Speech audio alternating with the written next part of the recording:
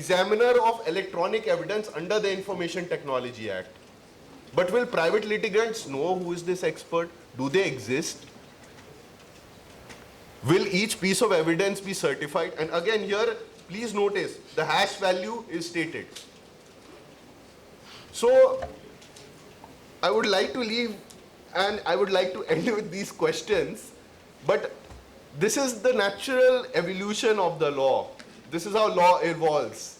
It is a human form of functioning, it's not a machine, and it is prone to error.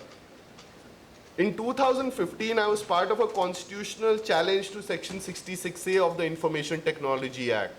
The Supreme Court struck it down. Yet after 8 years, we approached the Supreme Court again after gathering data from national judicial databases and also from some police stations that there were 3,000 to 4,000 cases still pending in Indian courts under Section 66A. If a criminal law is declared unconstitutional, it means the law never existed. No prosecution under it existed, past, present, and future. But who were these 4,000 people at least who were being prosecuted? There are real challenges beyond the letter of the law in the administration of justice. And I would encourage, as all of you become district judges and rise through the judicial ranks in future, you should also approach each case and helping and assisting advocates on generation of hash values, on looking at solutions which can be achieved in this, because the practical difficulty quite often for the investigating officer or the lawyer practicing in the trial court is that they are not well equipped, even in places like Delhi. So having a good guidance document, even for your own court, talking to your judicial staff on how filings are being done in consultation with the senior judges of whichever district court you will be in part of, may be an essential feature of making sure these challenges are overcome. Thank you so much. There's a fresh air coming from a young man, and I think we need to have more and more interactions on this subject.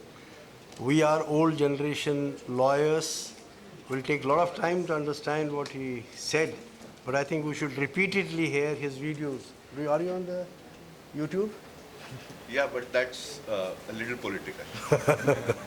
But anyway, I think we'll find some YouTubes and Harvard University program we'll do. I think I'd like to join that program. And I think we need to get updated on these subjects. Very thankful to you for your wonderful presentation. I think we have now Mr. Kabir Ghosh, who I think is again a young blood who will talk about, I think, more on electronics and digital evidence, I think, or something else. Yes, yes. Actually, thank you, Professor Kaul, for that kind introduction. A very good afternoon to my esteemed co-panelists. Am I audible? Yes.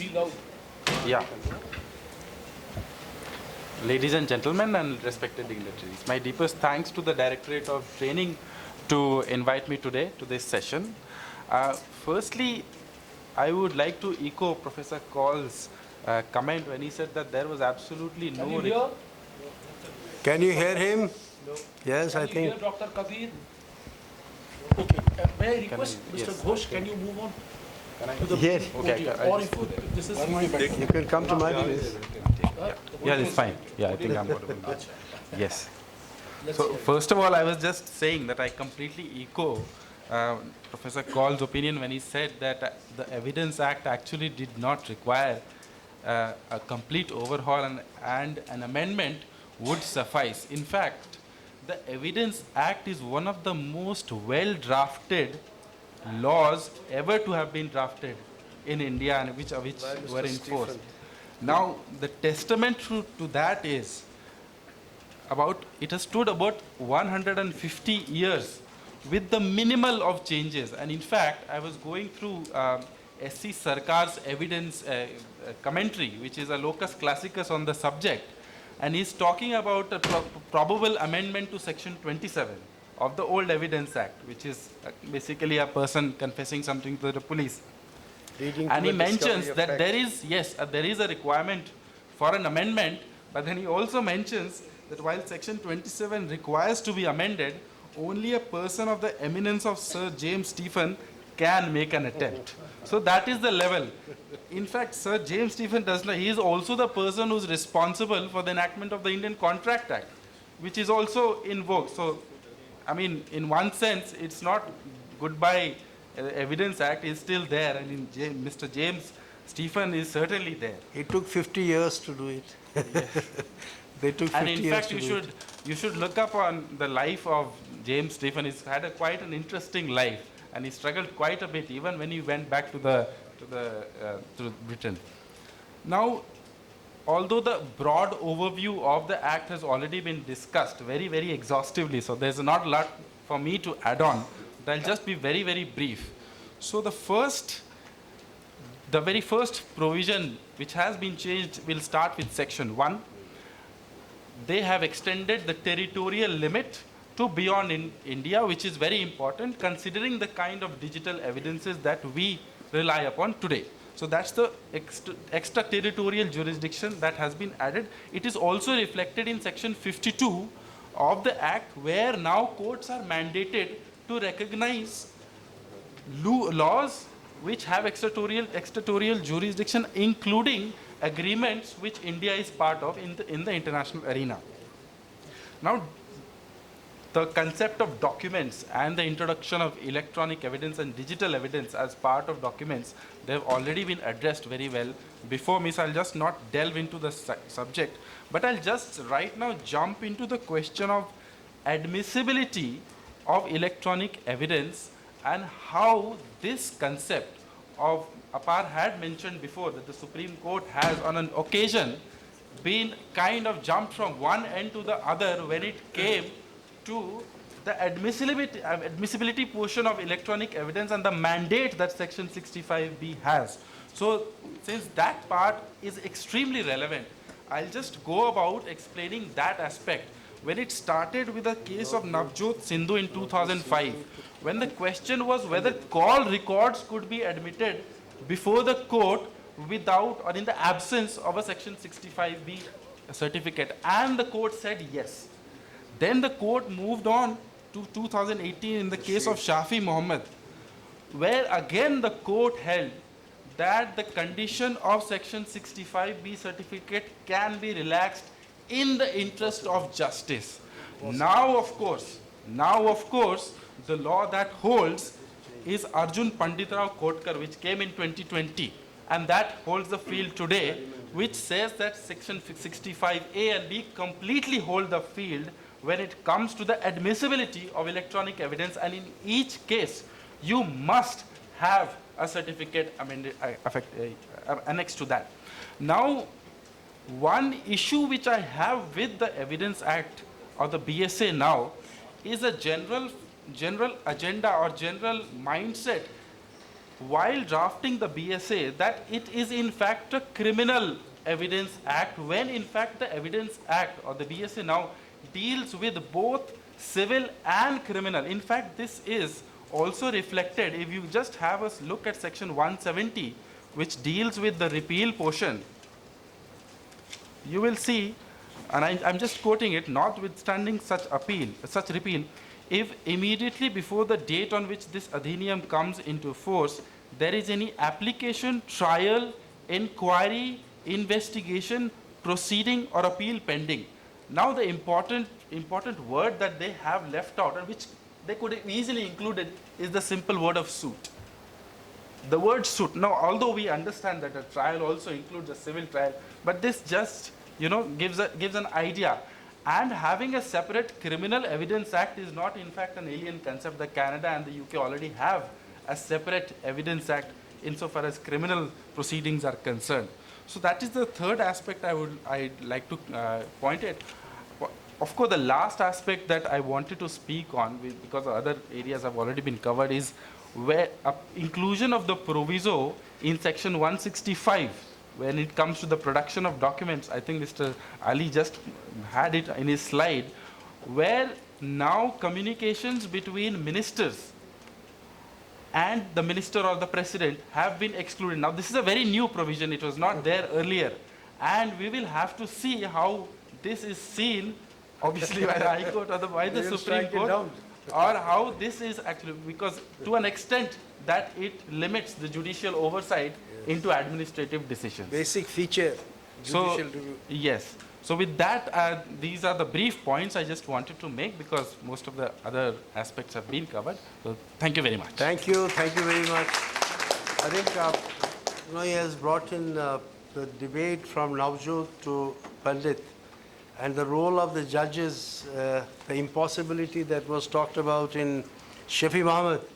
Supreme Court says that 165, 311, 91 of the CRPC are the tools available to judges. They can always procure the certificate where they find it's an impossible situation. So therefore, you can understand the role of the judges and how they can, they must use their powers and how they must ensure that 65B and other provisions, allied provisions, are a complete code in itself. I think that's going to be the approach of the court even under the BSA. I don't think they'll depart from it because not many judgments of Justice Nariman have been turned down. They are classics and they will remain local classics. So I think now we have the real action motion, and that is where Mr. Ansari comes in. And he's going to give us the real problems that you face in the courts and what is the way forward. And that's what Mr. Ansari is going to talk about. Thank you so much, sir. And thank you again, sir, for inviting me. This is the journey of admissibility of electronic evidence. Can you hear? No. It started way back.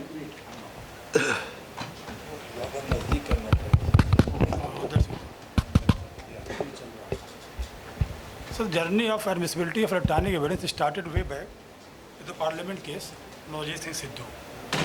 Though the provision of 65B was there, but the Honorable Supreme Court, while hearing the appeal, had opportunity to discuss the admissibility of the CDR. No 65B was placed on record. Nothing was there. And the argument was, contention on behalf of the state was, that the CDR is also one of the form of secondary evidence. They should be made admissible by virtue of 65B, by virtue of secondary evidence. Then Honorable Supreme Court exceeded that contention and allowed the secondary evidence to be admissible to prove that CDR. This was the era when the Honorable Courts, the lower subordinate judiciary started believing their judgments, and to the greatest extent, the requirement of 65B was dispensed with. The turning point by way of landmark judgment, Arnesh Kumar came in. It was the first time Honorable Supreme Court had an opportunity to interpret 65B. And the very first word of 65B was interpreted, notwithstanding anything in the Evidence Act. Supreme Court said, this is non-obstante clause. Anything said before 65B in the Evidence Act cannot be taken into consideration in order to prove the electronic evidence. And 65B itself is a complete code of evidence to prove the electronic evidence. The journey further proceeded in the form of Safai Muhammad.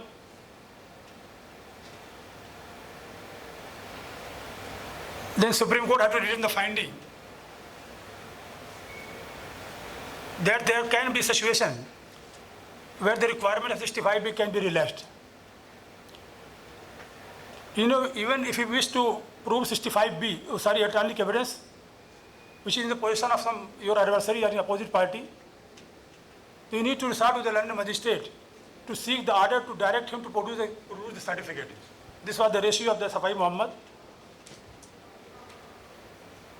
Then comes this Arjun Pandit Rao, probably 2022, I think. 20. Again, Supreme Court deliberated upon at great length and came out with the ratio, then nothing doing. 65B is supposed to be complied with in letter and spirit, being its complete code to produce electronic evidence. And again, the interpretation given by the Honorable Supreme Court in the P. Anwar Bashir was reiterated. And Supreme Court again referred the very first word of 65B, notwithstanding, being a non-abstanding clause. So now, as of now, that judgment still hold the water, and we are still required to prove the electronic evidence by resorting to 65B, now 63 in the BSA.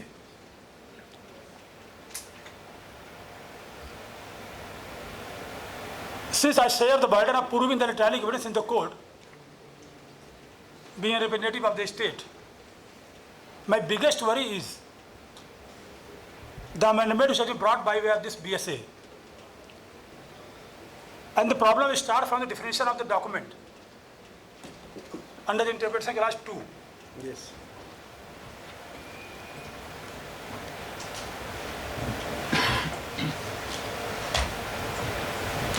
Which says the document includes digital and electronic record.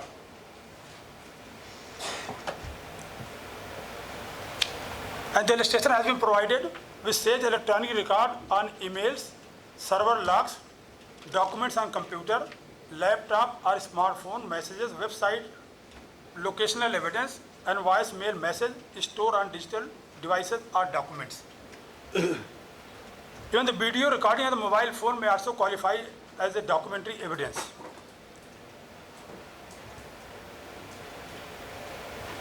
And then comes section 57, which deals with the primary evidence. The primary evidence also includes digital and electronic evidence. Then under section 57, 4 explanations have been added. That is most crucial, most important for the purpose of dispensation of this section. I would like to draw your attention of this August House to the explanation 4, 5, 6, and 7, which deals with the primary evidence.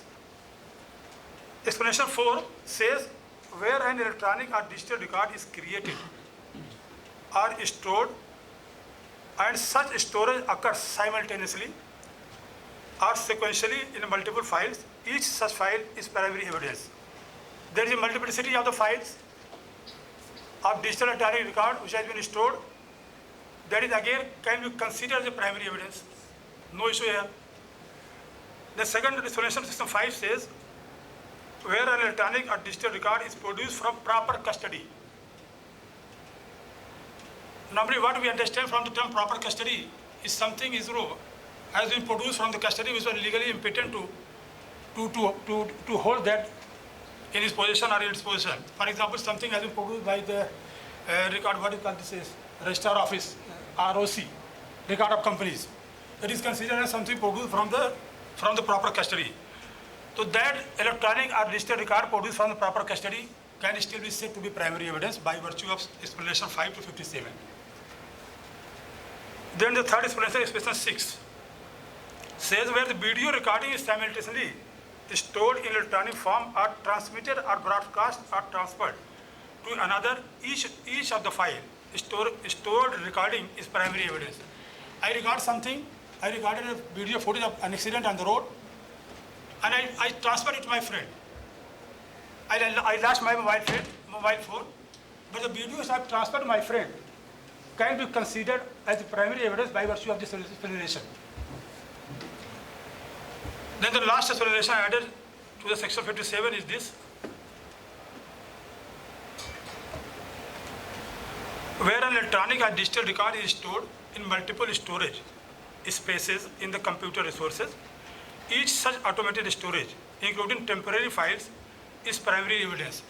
If I type something on my laptop, it automatically also gets stored somewhere, even in the temporary file also created. So that temporary file or other storage can also be considered as a primary evidence.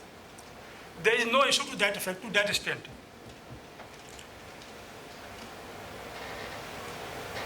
Now 61 comes into play of BSA.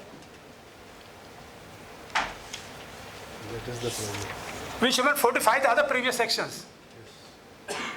By stating that nothing in this adniyam shall apply to deny admissibility of an electronic or digital record in the evidence on the ground that it is electronic or digital record, and such record shall what is there, subject to 63, have the same effect, validity and enforceability as other documents. Now the problem starts from here. 63. I mean, having been discussed the previous sections before 61, we were much happier person, much happier prosecutor, you can say, that my task has been made easier.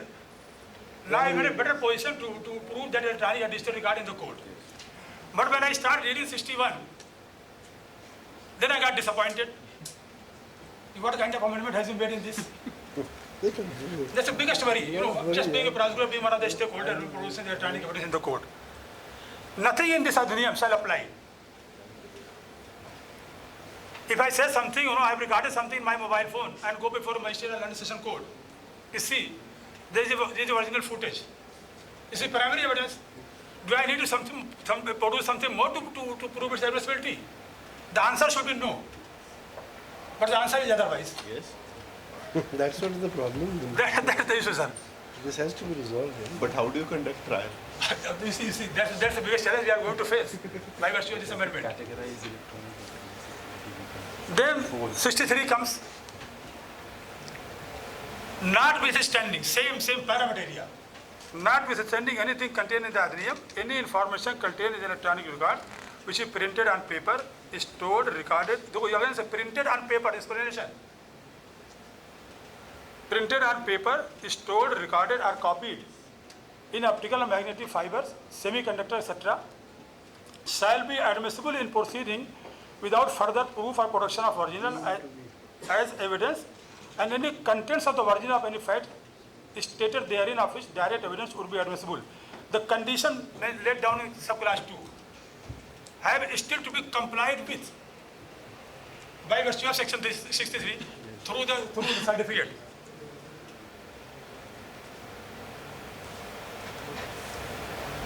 And the certificate, the template has also been provided and appended in the section 63.